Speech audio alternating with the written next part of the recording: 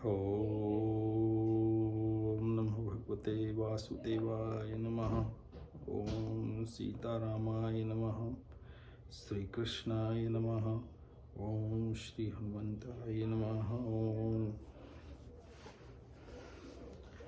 आज स्कंद 2 अध्याय 5 से ही हम लोग आगे चलते हैं। पिछले बार भी हम लोगों ने श्लोक 24 तक पढ़ा था, वहाँ से अपन आगे पढ़ते हैं। तस्मात् अपि भूतादेः विकुर्वणात् अभूत नभः तस्य मात्रा गुण शब्दलिंगम यत्रश्च दृश्ययो। मिथ्या अहंकार के अंधकार से 5 तत्वों में से पहला तत्व आकाश उत्पन्न होता है। इसका सूक्ष्म रूप शब्द का गुण है, ठीक उसी प्रकार जिस तरह दृष्टा का दृश्य से संबंध होता है। तो ये जो चैप्टर है, ये समस्त कारणों के कारण अपन भगवान के बारे में बता रहे हैं वो। और हमने पिछले बार तक जो पढ़ा था ना, उसमें किस तरह से 3 गुणों से प्रकृति बन के उत्पन्न होती है, और उसके वहाँ तक हमने किया था। और सृष्टि किस तरह से उत्पन्न होती है, 3 गुण कैसे बनते हैं, भगवान गुणों को धारण करते हैं। और यहाँ पे आगे जो ये वाला श्लोक है, इसमें अहंकार, जो मिथ्या अहंकार था, वहाँ तक उनमें बताया था कि मिथ्या अहंकार से आगे एक बार मैं पीछे का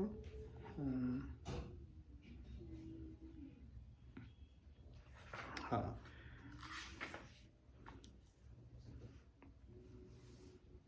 तो मिथ्या अहंकार के अंधकार से 5 तत्व में से पहला तत्व आकाश शब्द के साथ कॉम्बिनेशन में, मतलब शब्द से ही ये पहले जो पूरा व्योम बना हुआ है, शब्द से ये विस्तार होता है इसका, तो ये आकाश बन जाता है। तो शब्द और आकाश के मिश्रण से फिर उसमें उनके दोनों के घर्षण से वायु का उत्पन्न होती है, और फिर इस तरह से इसमें आगे आएगा। तो मिथ्या अहंकार जो है, ये हमारा तत्व नहीं है। ये सारे तत्वों में ये सब व्यापक तत्व हैं, है ना। अपन को ऐसा लगता है कि हर मनुष्य के अंदर होता है ये, हर जीव के अंदर होता है ये, हर किसी को व्याप्त करता है ये। तो ये हमारा, जैसे हम लोग पहले भी ये चिंतन किया हुआ है कि ये कोई भी, जितने भी विकार बोलो आप, या जितने भी तत्व बोलो, उसमें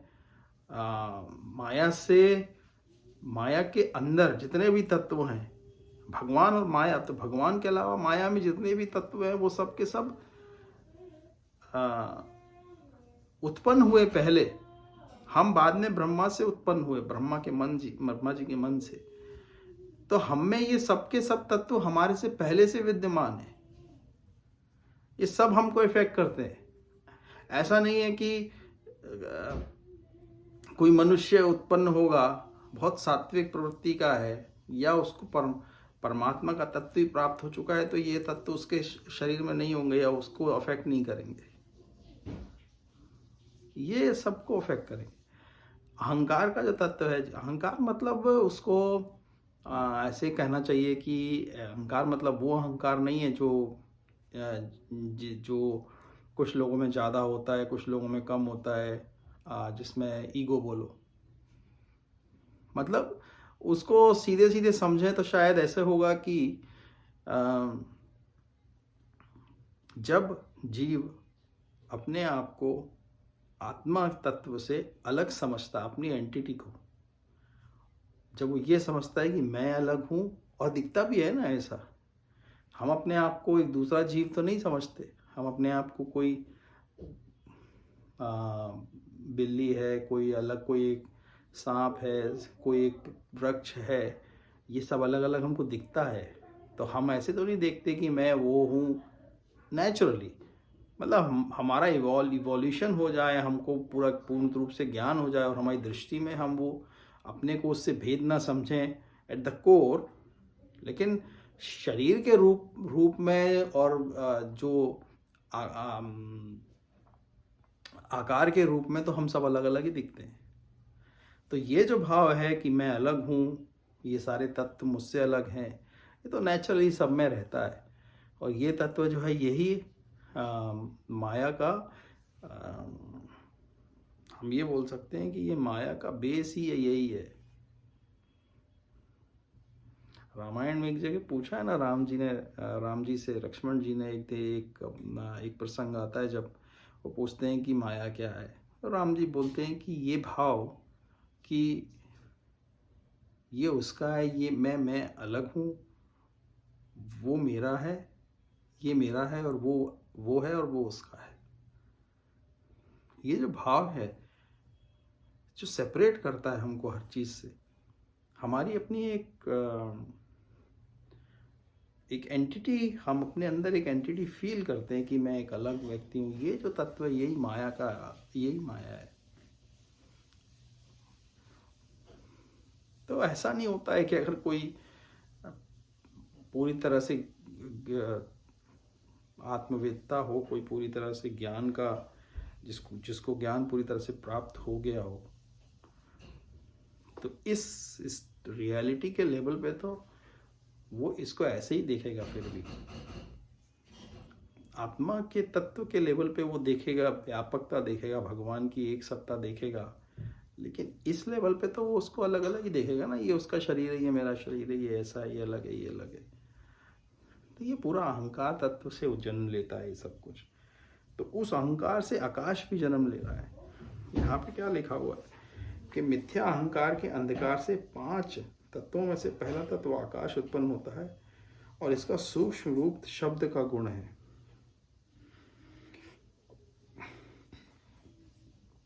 ठीक उसी प्रकार जिस तरह दृष्टा का दृश्य से संबंध होता है।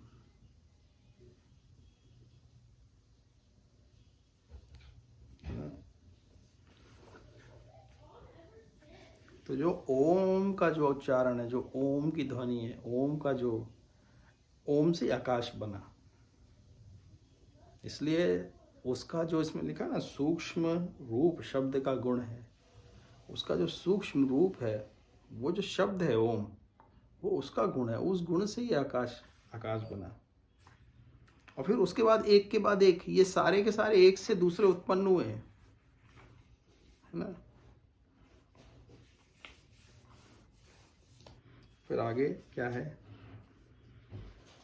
नभस अथा विकुर्वणात् अभूत स्पर्श गुणानिल पर अन्वयात् शब्दवान च प्राण ओज सह बलम वायो अपि विकुर्वणात् काल कर्म स्वभावतः उत्पद्य तेज वय रूपवत् स्पर्श शब्दवत् तेजसः तु विकुर्वणात् आसीत् अम्ब रस आत्मकम रूपवत् स्पर्शवत् च अम्ब घोषवत् च पर अन्वयात् विशेषः तु विकुर्वणात् अम्भस्य गंधवान अभूत परः अन्वयात् रस स्पर्श शब्द रूप अन्वितः। चूंकि आकाश रूपांतरित होता है, अतएव स्पर्श गुण से युक्त वायु उत्पन्न होती है। आकाश और शब्द के कॉम्बिनेशन से वायु उत्पन्न हुई। फिर वायु और इन तीनों के कॉम्बिनेशन से, वायु, आकाश और शब्द से अग्नि ने जन्म लिया। और फिर इसी तरह से अग्नि से जल और जल से गंध का, इनके एक एक के सूक्ष्म गुण है ना। वायु का सूक्ष्म गुण क्या है, स्पर्श, जो हमारे को फील होता है ना। तो इसमें अभी आएगा आगे।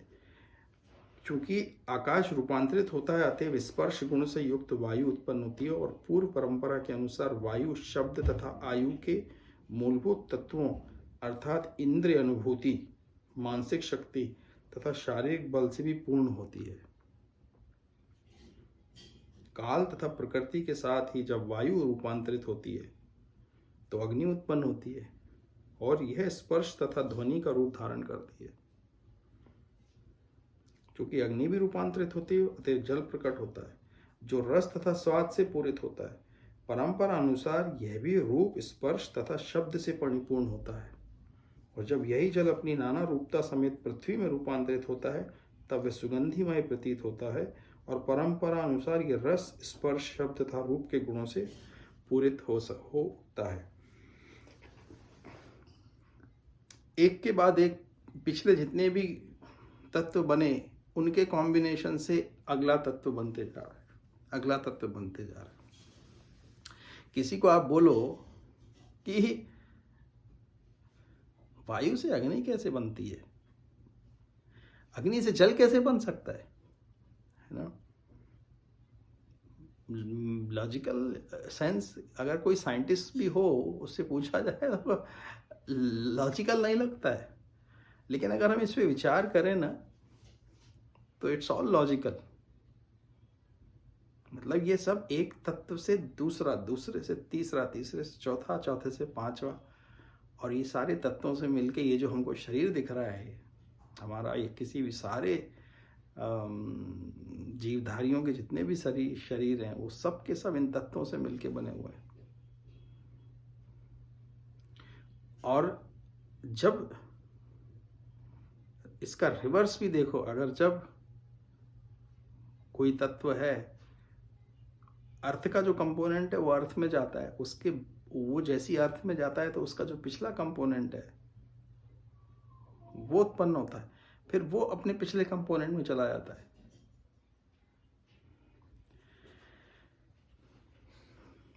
अभी कोई विचार करने से अगर हम ये बोलें कि ये जितना भी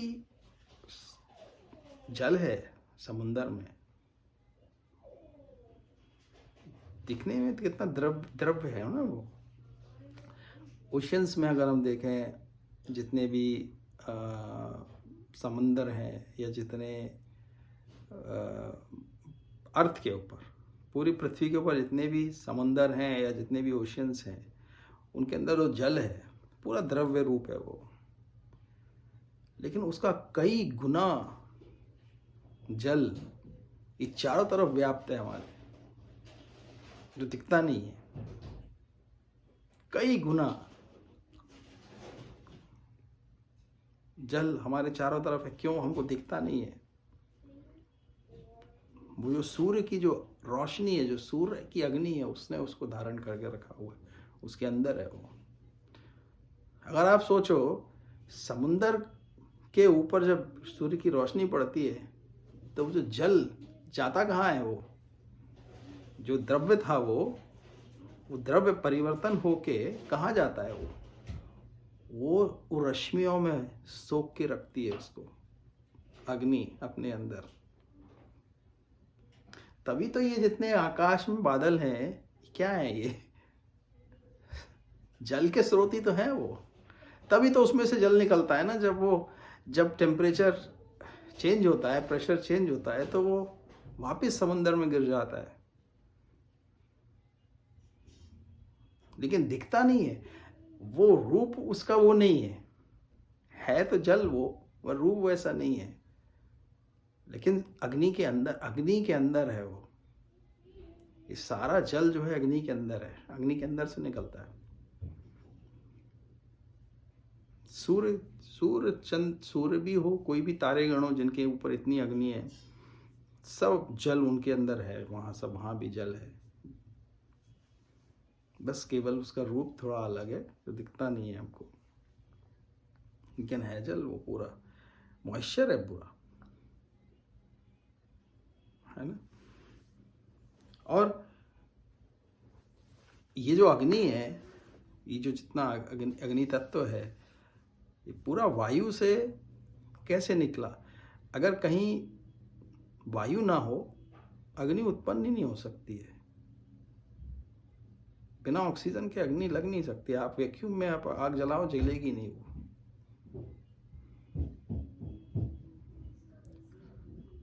मतलब अग्नि उसमें से निकली है, बिना अपने स्रोत के वो चीज एग्जिस्ट करेगी नहीं, उसका स्रोत होना जरूरी है। वो वायु का स्रोत नहीं होगा तो अग्नि उत्पन्न ही नहीं हो सकती है। वो इसी तरह वायु जो है पूरी, वो आकाश के अंदर है। आकाश ना हो तो वायु नहीं हो सकती है। और वायु का सूक्ष्म रूप क्या है? घर्षण। इसलिए हमारे जो 5 इंद्रियां हैं ना, उन 5 इंद्रियों के ये प्रमुख प्रमुख तत्व हैं। ये 5 प्रमुख तत्व हैं। जैसे स्वाद का तत्व जल का है, अपने नेत्रों का जो तत्व है वो अग्नि का तत्व है, जो सुनने के जो तत्व हैं वो वायु के तत्व है। इस तरह से अलग अलग सूक्ष्म, इनकी सूक्ष्म जो दृष्टि, अभी जैसे इसमें यहाँ बोला कि जब मध्य अहंकार से पहला आकाश उत्पन्न हुआ तो उसमें शब्द है, तो बिना कान के तो आप वो शब्द सुन नहीं सकते। साउंड बिना उसके वो नहीं शब्द सुने जा सकते ना वो। और उसके बाद इसमें जो अगला आया वायु, उससे अपनी जो त्वचा है जिसमें वो स्पर्श का फीलिंग रहता है, त्वचा भी एक हमारा जो स्किन है एक दूसरा इंद्रिय है, वो एक इंद्रियां है। वो किस, ये मतलब उसमें से कैसे बने ये तत्व, वायु का वो है। और इस तरह से जब वायु रूपांतरित हुई तो अग्नि उत्पन्न हुई, और यह स्पर्श तथा ध्वनि का रूप धारण करती है। और फिर अग्नि भी जब रूपांतरित होती है तो जल प्रकट होता है, जो रस तथा स्वाद से पूरित होता है। और जल तत्व से पृथ्वी बनी है। जल के अंदर स्वाद होता है, पृथ्वी के अंदर गंध होती है। पृथ्वी से गंध उत्पन्न हुई, तो ये जो नासिकाएं हैं ये पृथ्वी तत्व है। ये जो नासिका के सूक्ष्म ये है, ये जो जीव है ये जल तत्व है।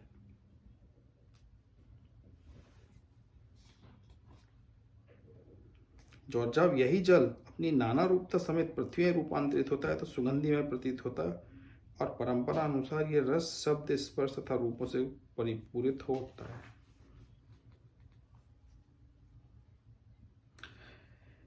ये अब जब इस पे चिंतन करो, हालांकि ये क्या है तो सब विचार ज्ञान का क्षेत्र है। विचार करने की शक्ति से हम सब समझ सकते हैं। इसका मुख्यतः इसका कोर हमको क्या मतलब समझ सकते हैं कि यही है कि ये सारे के सारे जितने भी हैं एक कोर से उत्पन्न हो रहे हैं।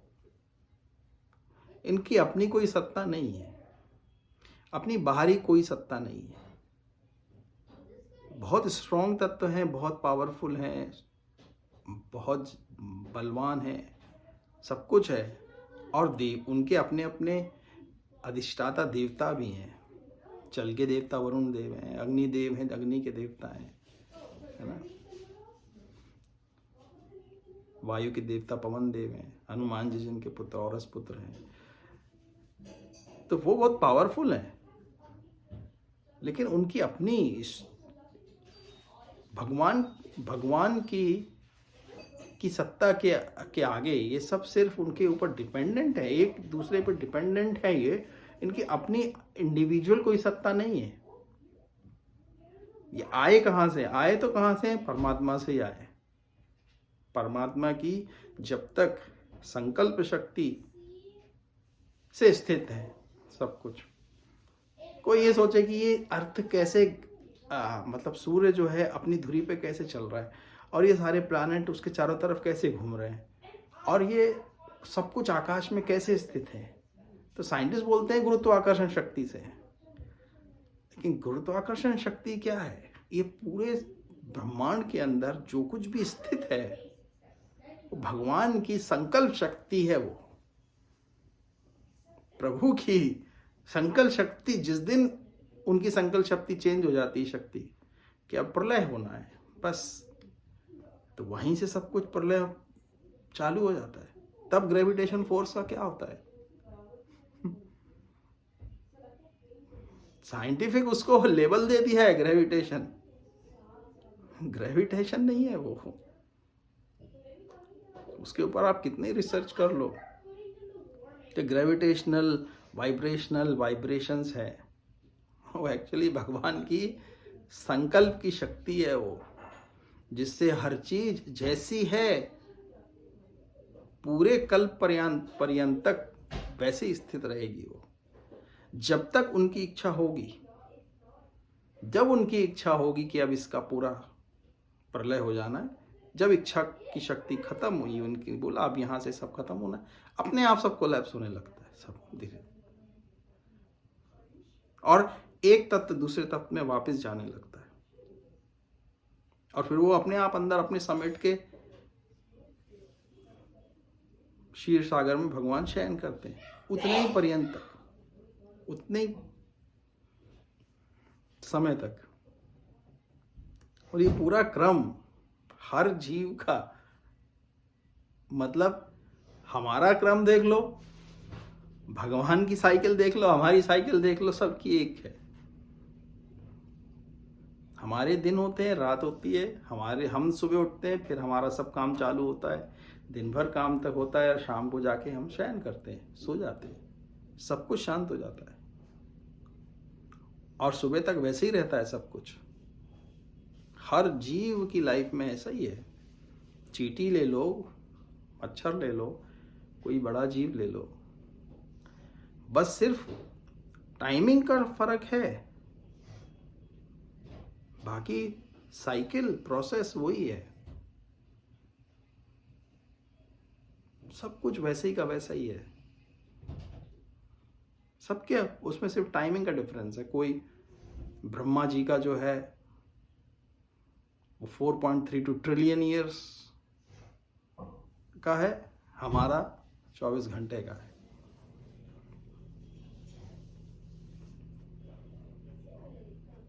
ये पूरा टाइम फ्रेम अभी बताया, वो आएगा इसमें आगे। एक क्षण से लेके, उससे भी छोटे से मुहूर्त से लेके, उससे भी एक वो लेके ब्रह्मा तक की टाइम का पूरा एक कैलकुलेशन है अपने इसमें। और ब्रह्मा की कितनी आयु है, और वो सब भी उसमें बताया हुआ कि ब्रह्मा जी की कितनी आयु है। ब्रह्मा जी के ऐसे 100 ईयर्स जो होते हैं, उनके वो 100 ईयर पूरे करके ये पूरा सब खत्म हो जाता है।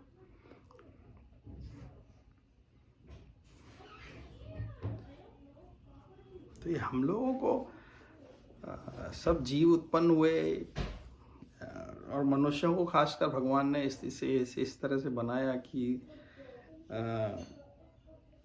सिर्फ ये हम ही समझ सकते हैं। ये सब कुछ जो भगवान ने क्रिएट किया, इसकी समझ की जो शक्ति है भगवान ने सिर्फ मनुष्यों को दी है। सारे ऋषि मुनि जो हैं,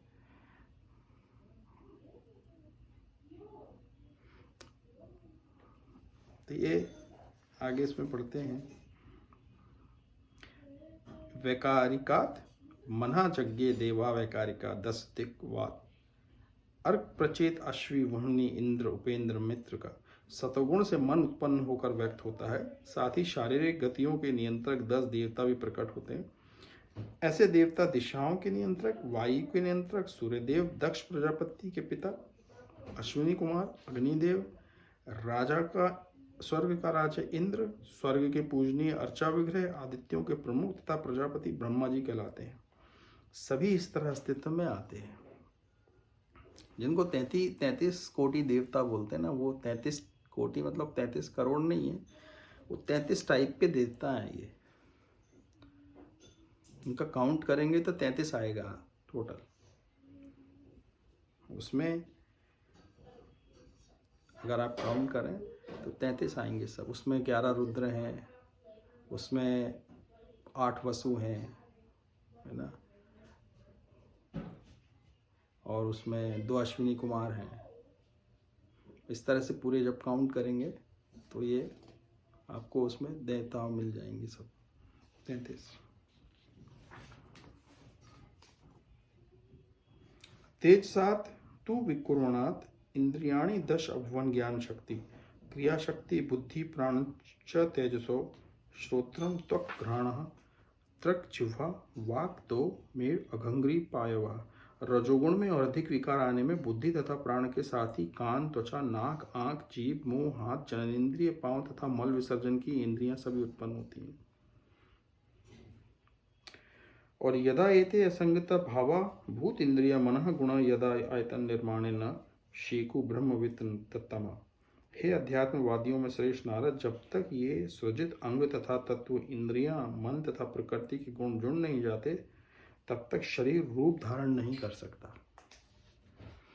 तो शरीर जब रूप धारण करता है तो इसके पीछे ये पूरी की पूरी जो अभी तक हमने डिस्कस की है, अहंकार तत्व से लेके महत्व तत्व से अहंकार का जो उत्पन्न होता है, वो वहां से लेके पूरे 5 तत्व और ये सारी इंद्रियां और ये सब मिलके फिर ये शरीर को, और इस शरीर के अंदर जो पर्युष्टक, इसको जीव जो बोलते हैं, जो जीव है वो स्थित है इसके अंदर।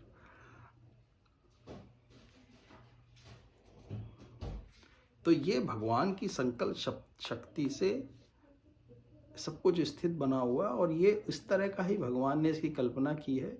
तो ये है ऐसे, इसकी अपनी कोई, जिसको बार बार बोला है ना कि ये कोई, जब हम ये बोलते हैं ये मिथ्या है, सब कुछ जगत माया है, इसमें कुछ ट्रुथ नहीं है, तो इसको ऐसा बनाया है कि आत्मा के लेवल पे तो कुछ भी नहीं है। मतलब ये, और अगर इसको हम जब तक अज्ञानता में रहेंगे तब तक वो हम देख ही नहीं सकते। तो ये स्वप्न सदृश तो है, लेकिन ये इतना सत्य है कि इसमें अपने जो ट्रू एलिमेंट है, जिसको अपन बोले कि जो अपना परम तत्व है, जब तक उस परम तत्व का अपने को रियलाइजेशन नहीं होगा तब तक अपन इस शरीर में होते हुए, जब तक अगर रियलाइजेशन हो जाए तो हम इसको स्वप्न की सदृश देख सकेंगे कि कैसे बना हुआ है ये। और कई सिद्ध लोग जिनको वो हो जाता है वो देखते हैं इसको वैसे ही, जैसे हम लोग अभी बहुत रियल देख रहे हैं इसको, लेकिन आंख बंद कर लेंगे तो जो हम इमेजिन कर रहे हैं, अगर हम कुछ भी इमेजिन ना करें, आंख बंद करके अपने परम तत्व के क्या बोलना चाहिए कि उसमें स्थित होके अगर हम सिर्फ भगवान के उस ध्यान में, भले भगवान का रूप ध्यान ना करें, निर्गुण निराकार का के स्थित होके, ब्रह्म में स्थित होके अपने हम स्थित हो जाए, तो भले ही फिर आप आंख खोल के भी देखोगे तो आपको ये जगत ऐसे लगना चाहिए जैसे कि ड्रीम है ये टोटली।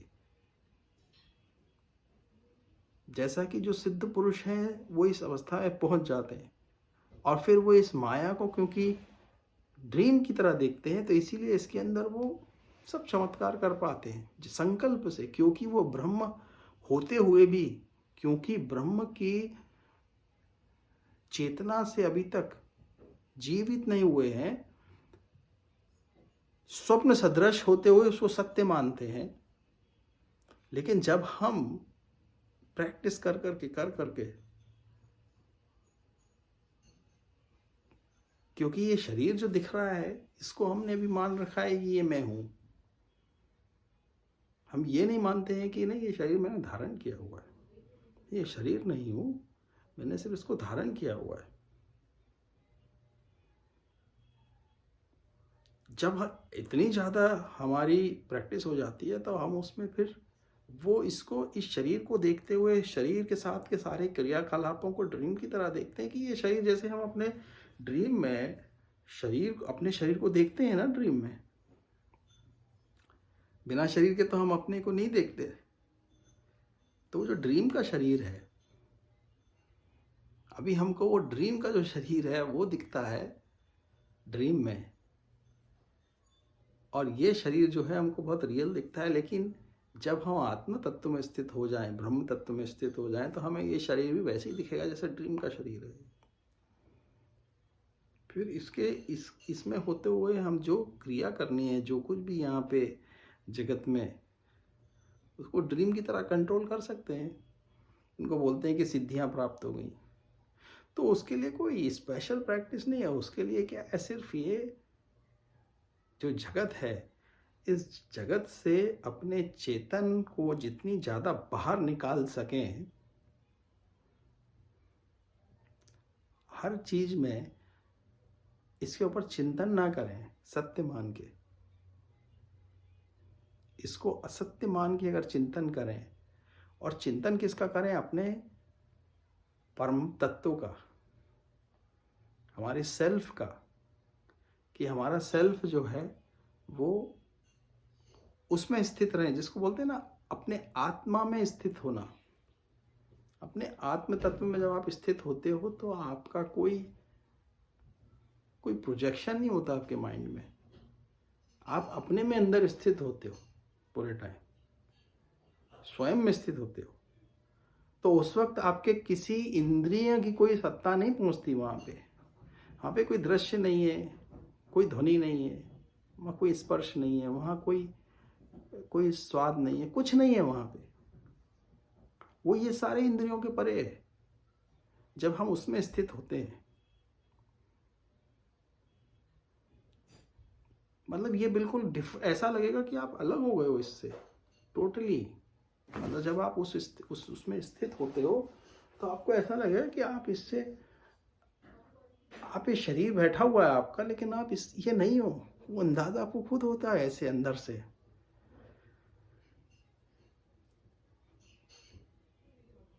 मतलब जैसे आपको खुद लगेगा कि कुछ चीज़ अलग हो गई है, मैं कुछ सेपरेशन फील आ जाएगा।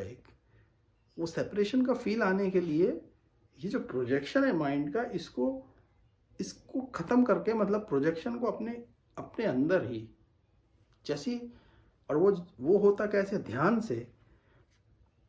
जो हमारा ध्यान है, तो अभी जैसे मान लें कि नॉर्मल वे में हम लोग जो अपने क्रियाकलाप करते हैं, तो हमारा नॉर्मल वे में अभी हम आंखें बंद की हुई हैं, तो कोई दृश्य दिख रहा है, कोई जा रहा है, हमने किसी चीज़ के बारे में विचार कर रहे हैं, दृश्य दिख रहा है, आवाज़ें सुनाई दे रही हैं, सब चल रहा है ना। अब उस ध्यान को थोड़ा, जैसे आपको लग रहा है कि आप अपने ही घर में बैठे हो मान लो, और अपने ऊपर वाले कमरे का, किसी दूसरे कमरे का ध्यान कर रहे हो, तो आपको ऐसा एक सेपरेशन अपने अंदर में दिखेगा। सेपरेशन डिस्टेंस में दिखेगा, फील होगा कि मैं यहाँ बैठा हुआ हूँ। इवन दो आप माइंड के अंदर सोच रहे हो, लेकिन माइंड के अंदर भी वो डिस्टेंस आपको, उस रूम का यहाँ का डिस्टेंस दिखेगा आपको अंदर। लेकिन मान लो आप अपने ध्यान को अब यहाँ पे आप बैठे हो जहाँ पे, वहाँ पे ले आओ और आंखें बंद कर लो, और इस वस्तु का जो बिल्कुल पास है आपके, उसका ध्यान करो। तो आपको मन के अंदर डेफिनेटली पता चलेगा कि रूम का जो डिस्टेंस है वो दूरी है, ये डिस्टेंस पास है। मन में भी बिना आंखों के खोले हुए वो जो दूरी का जो अनुभव है वो आएगा आपको आभास में।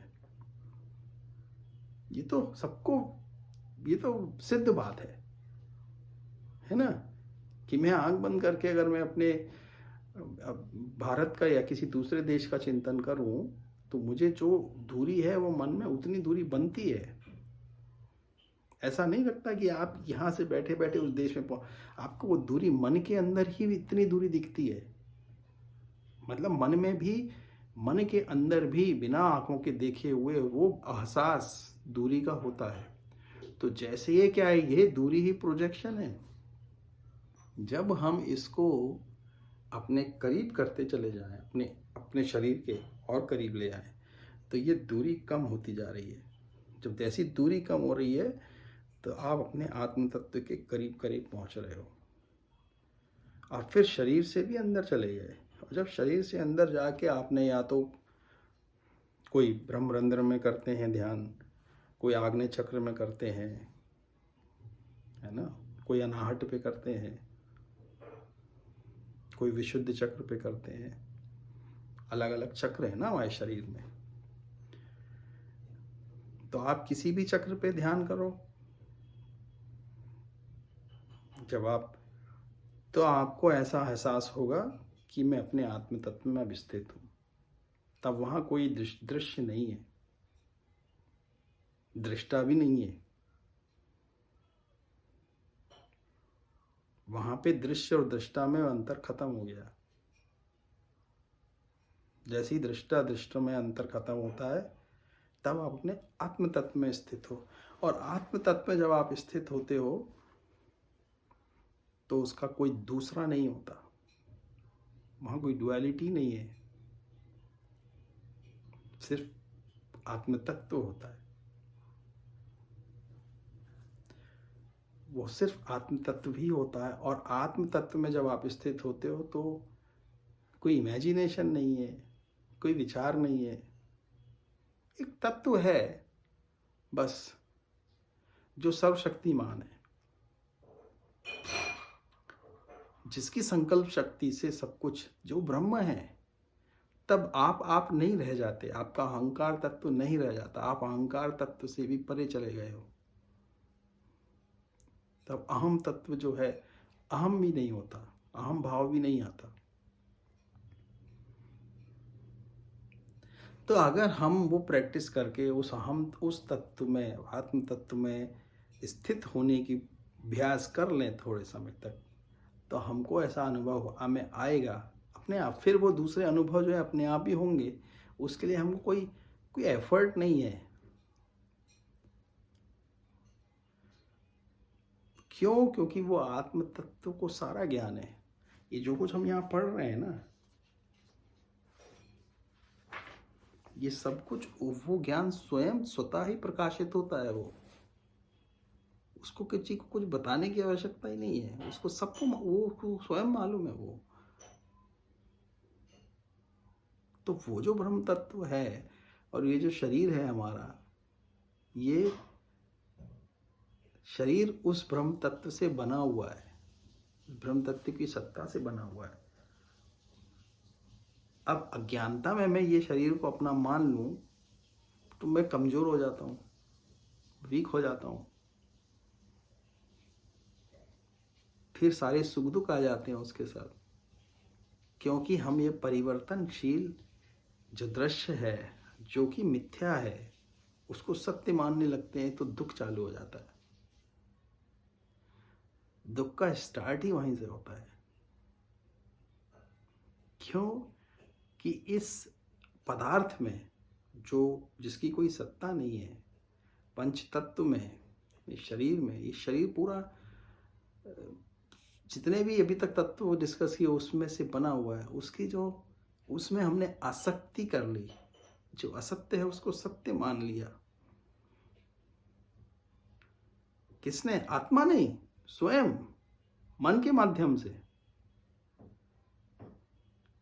तो जो चीज की सत्ता नहीं है और आपने उसको सत्य मान लिया और उसके ऊपर निर्भर हो गए, सुख के लिए, दुख सुख के लिए। और चूंकि वो परिवर्तनशील है, तो वो जैसे ही परिवर्तन होगा तो हमको दुख मिलेगा। और वो परिवर्तन इसलिए होता है क्योंकि मन परिवर्तनशील है ना।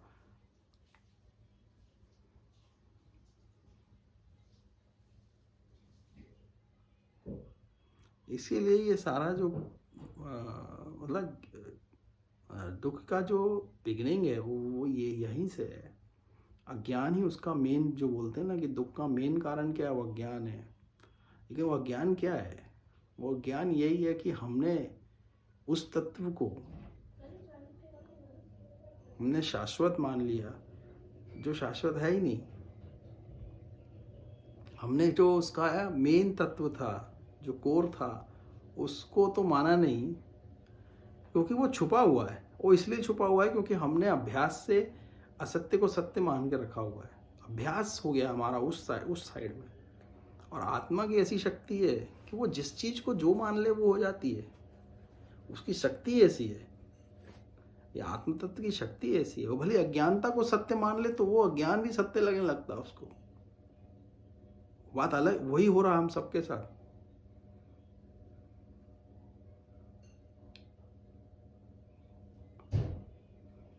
और अगर वो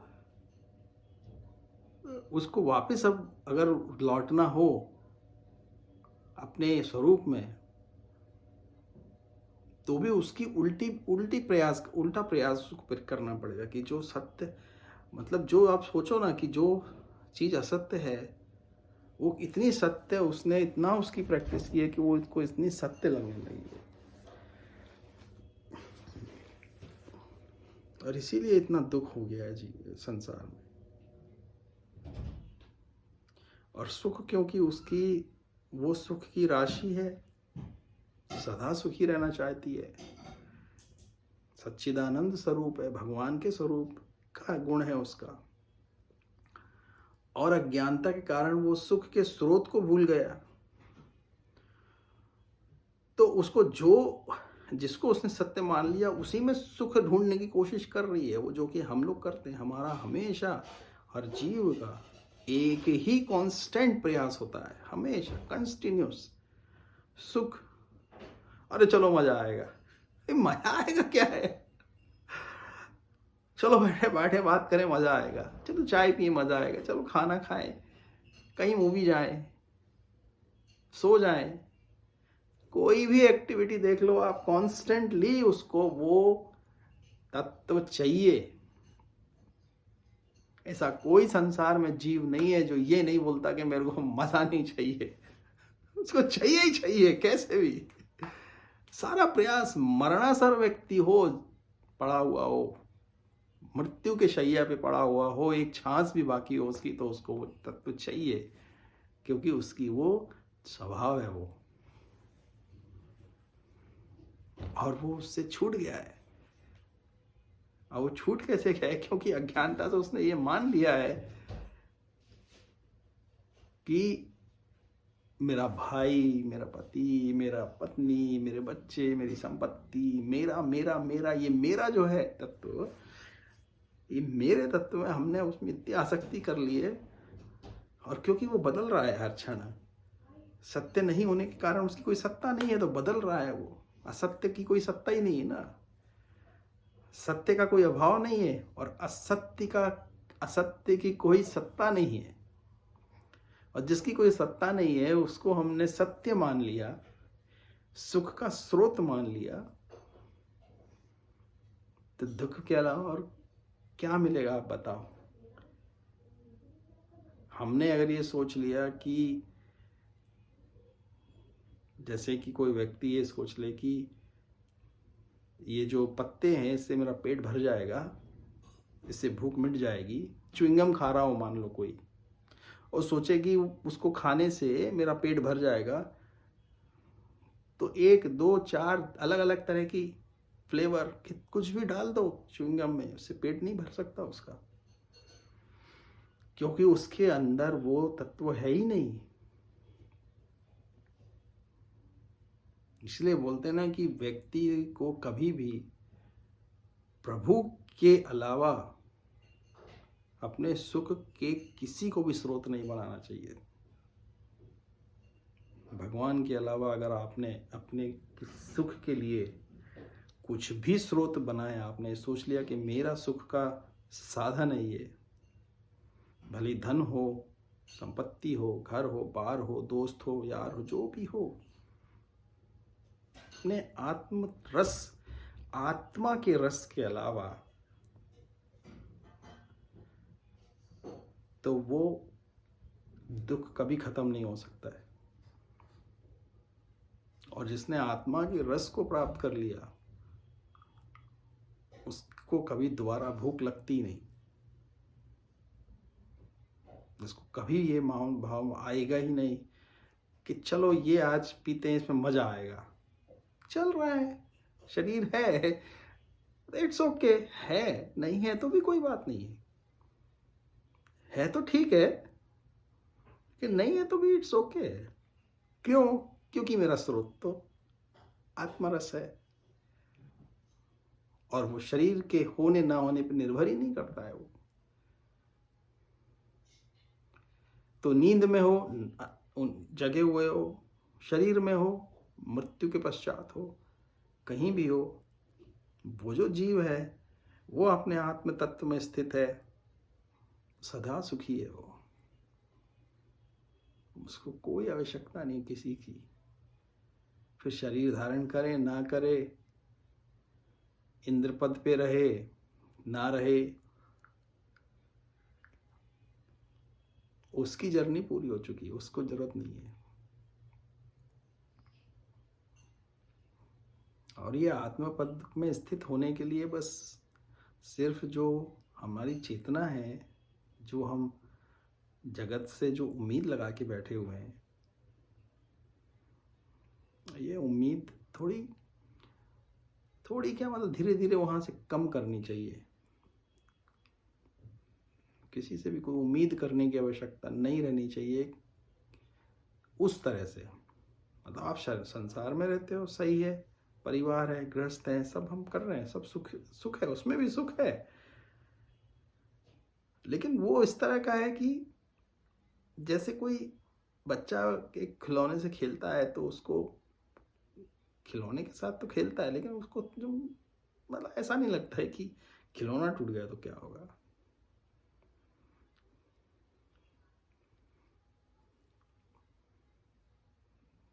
जैसे भगवान आते तो आप शरीर में रहते रहते भगवत तत्व को आप प्राप्त कर सकते हैं, हम लोग कर सकते हैं।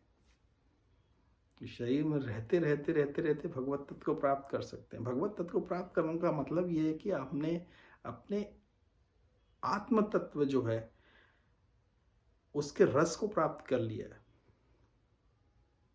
और आत्म तत्व के रस को प्राप्त करने के लिए जो हमारा जो ये पूरा प्रोजेक्शन है बाहरी सुख के लिए, ये जो नए नए दृश्य रचता रहता है मन, क्यों रचता है?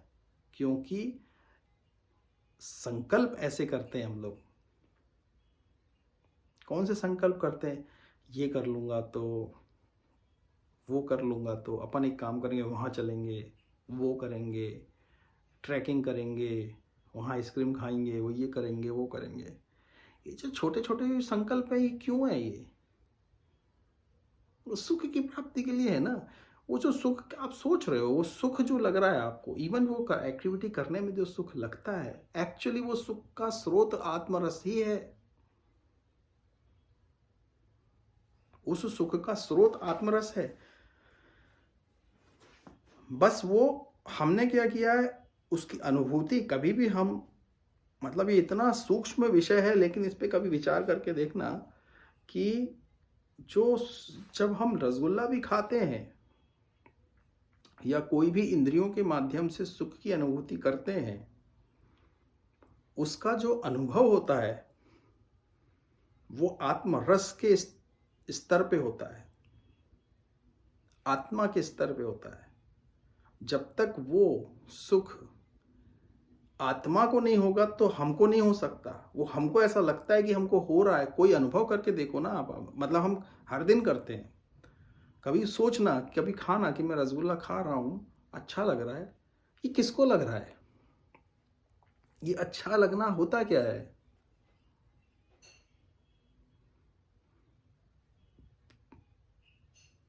उसमें कई सारी चीजें इन्वॉल्व हैं। आपकी जो संकल्प किया था हमने, जैसे ही हमने किसी चीज को पाने की इच्छा की थी, संकल्प किया था, हमने एक गैप क्रिएट कर दिया था अपने अंदर,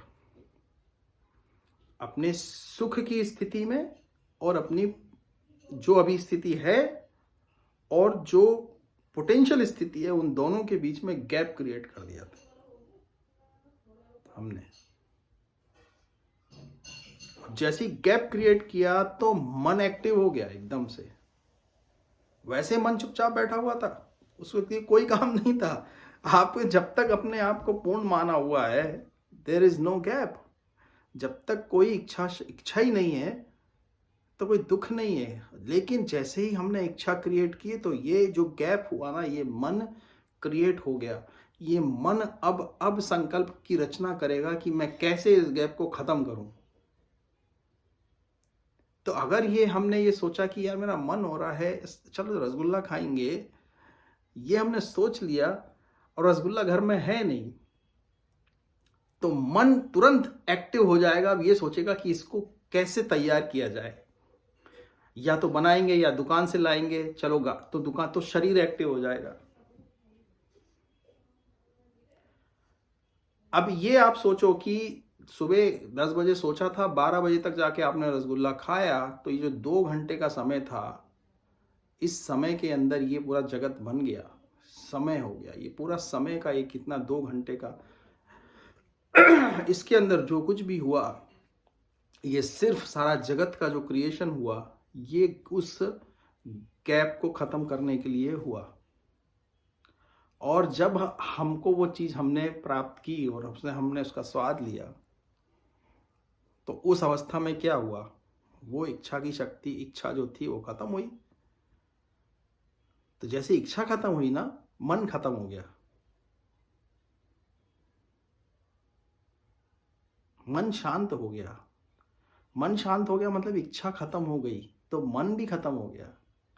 और मन जैसी खत्म हुआ तो आत्मा अपने स्वरूप में सुख, क्योंकि वो सुख की राशि है।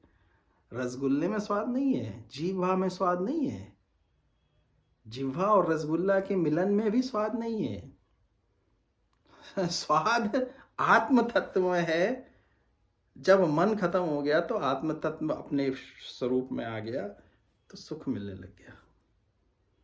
और ये तभी तक रहा जब तक कोई दूसरी इच्छा नहीं हो गई। और बाकी ऐसी कई इच्छाएं रहती हैं अंदर। ये तो एक छोटा सा एग्जाम्पल से हमने समझ रहे हैं कि ये पूरा प्रोसेस कैसे हो रहा है। इसलिए बोलते हैं ना, चिंता नहीं करनी चाहिए किसी चीज की। चिंता क्यों नहीं करनी चाहिए? क्योंकि चिंता हमारे मन को व्यथित कर देती है। क्यों कर देती है? क्योंकि चिंता का सीधा संबंध इच्छा से है।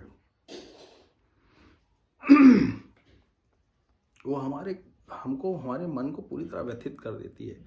और जब तक वो इच्छा पूर्ण नहीं होती है, तब तक नींद भी चली जाती है मनुष्य की, दुख।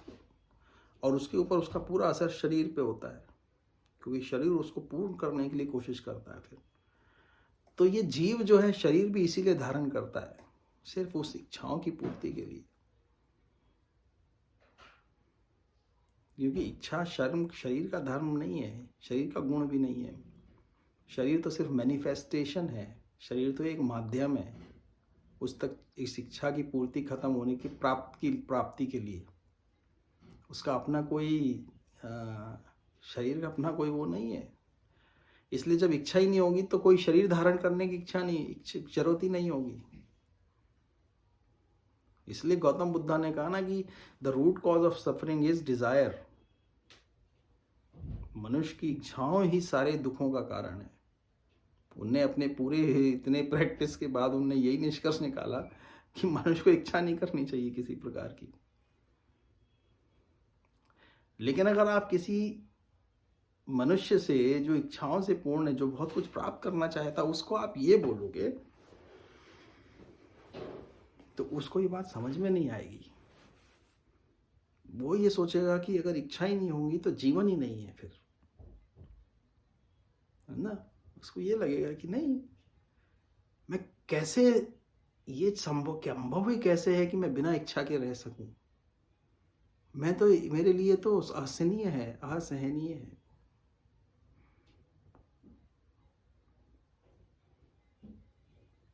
वो आपको इसलिए असहनीय लग रहा है क्योंकि अभी तक आपकी इच्छा पूर्ति हुई नहीं है। जब आपकी इच्छा की पूर्ति हो जाएगी तब आपको अनुभव होगा कि इच्छा के बिना रहना ही कितना बड़ा सुख है।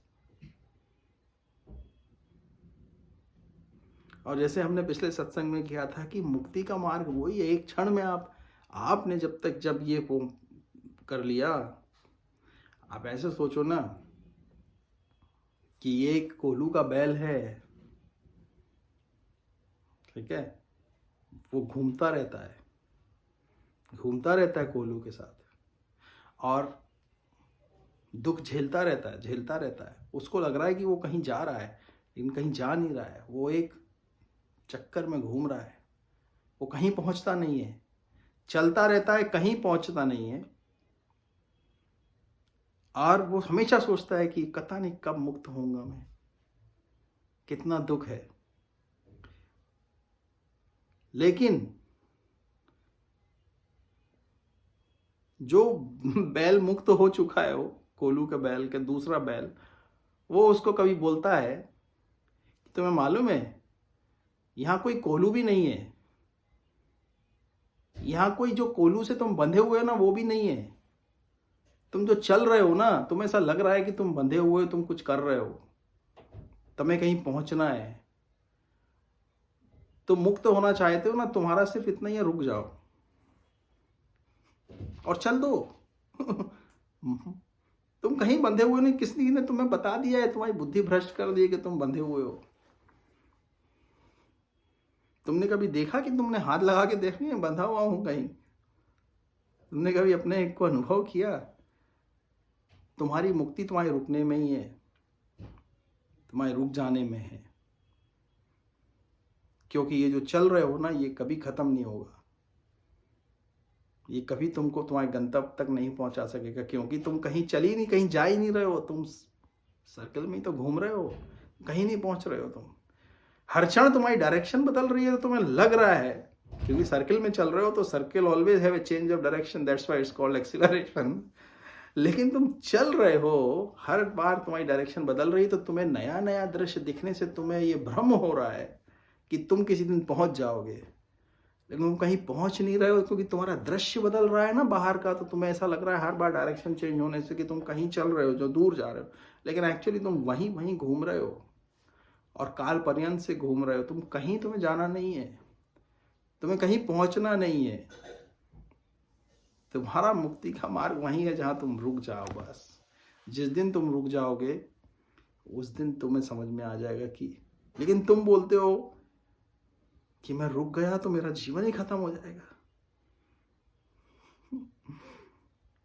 तुम रुक के तो देखो, तुम्हारे शरीर को चलने दो ना, तुम्हारे मन को रोक दो। तुम शरीर तो एक दिन वैसे भी चले जाना है, लेकिन ये जो मन जो है ना, ये तब तक है तब तक तुम्हारी सारी इच्छाएं हैं। यहां तक कि मोक्ष की इच्छा भी तुम्हारे मोक्ष के बंधन का कारण है। ये इच्छा करना कि मेरे को मोक्ष प्राप्त हो जाए, ये भी तुम्हारा बंधन है। सांसारिक इच्छाएं केवल बंधन नहीं है, संसार से मुक्त होने की भी इच्छा एक बंधन है। बस सहजता से अपने खत्म, आई एम ऑलरेडी देयर। क्या फर्क पड़ता है? जो गुण धर्म है, जो पाप कर्म है, वो सब शरीर के हैं। आत्मा के ऊपर उसका कोई एक बूंद नहीं पड़ती है। इस आकाश के अंदर कितने ही रक्त रंजित युद्ध हुए हों, कितनी नदियां बही हों रक्तों की, कितने ही लोग मरे हों, इस आकाश में कभी एक रक्त की बूंद नहीं लगती है कभी। सब कुछ इस आकाश के अंदर स्थित है, इस आकाश में ही होता है। लेकिन आकाश पूरी तरह से अलिप्त है उससे। आकाश को कभी कुछ नहीं होता। लेकिन उसी आकाश ने कोई रूप धारण करके सोच लिया, अब मेरे अंदर इतने अवगुण आ गए, मैं इतना पतित हो गया हूं। ये भ्रम है। ये कभी कोई पुण्य होता ही नहीं, कभी कोई पाप नहीं होता। जिस वक्त उसने ये माना कि सब खत्म, सब खत्म, शांत, सब शांत, दैट्स इट। ये सब भ्रम है, सिर्फ भ्रांतियां बना दिए। हम क्यों मान लें? हम अपने आप को पतित क्यों मान लें? हम अपने आप को दुखी क्यों मान लें? हो भी गया, कोई बुरा कार्य भी हो गया, क्या होता है? अधर्म, अशुभ कार्य किया हुआ शुभ कार्य से ओवरलैप हो जाता है, न्यूट्रलाइज हो जाता है। शुभ किया हुआ कार्य अशुभ से न्यूट्रलाइज, अशुभ उसको अशुभ बना देता है। अशुभ से किया हुआ कार्य शुभ से अशुभ, उसको अशुभ को शुभ बना देता है। धर्म को अधर्म अशुभ बना देता है, और अधर्म को धर्म शुभ बना देता है। लेकिन ये आत्मा के गुण नहीं है, आत्म तत्व का से कोई लेना देना नहीं है। हमारा जो जिस रस की हम कामना कर रहे हैं, जिस से हमको रस प्राप्त होता है, वो आत्मा, वो आत्म तत्व का इस सबसे कोई लेना देना नहीं है।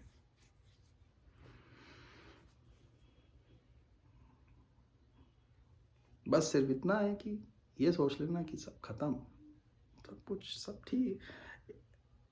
मतलब ये एक खेल था, उस खेल में मैं गया, मेरा चेतना ने उस खेल को देखा और चेतना वापस आ गई, वो खेल खत्म हो गया। उससे कोई सुख दुख का कोई लेना देना, उससे कोई स्वर्ग नरक का लेना देना नहीं है कि मैं, हर जीव हर क्षण मोक्ष का भागी है, हर क्षण मोक्ष का अधिकारी है।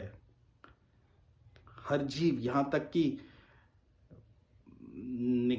घृणित से घृणित, जिसको किया ना, राम जी बोलते हैं ना कि उनने बोला है ना कि जिसको बड़े से बड़ा ब्रह्म हत्या का भी पाप लगा हुआ हो, वो भी मेरे सन्मुख एक क्षण में आता तो पवित्र हो जाता। वो मेरे सन्मुख होए जीव मोहि जब ही जन्म कोटि अग नासा ही तबहि।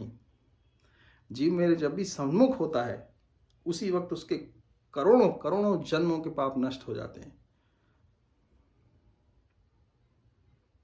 भगवान को जिसने अपनाया एक बार, भगवान ने जिसको अपनाया, फिर वो कुछ भी हो, कैसा भी हो, भगवान के लिए दोबारा ये सांसारिक व्यक्ति के लिए कि तुम आज अच्छे थे तो मेरे लिए अच्छे है, मैंने अपनाया तो ठीक, कल को तुम बुरे हो गए तो मैंने तुम्हारा त्याग कर दिया। भगवान एक बार अपना दे तो कभी त्याग ही नहीं करते, और भगवान ने कभी किसी का त्याग किया ही नहीं।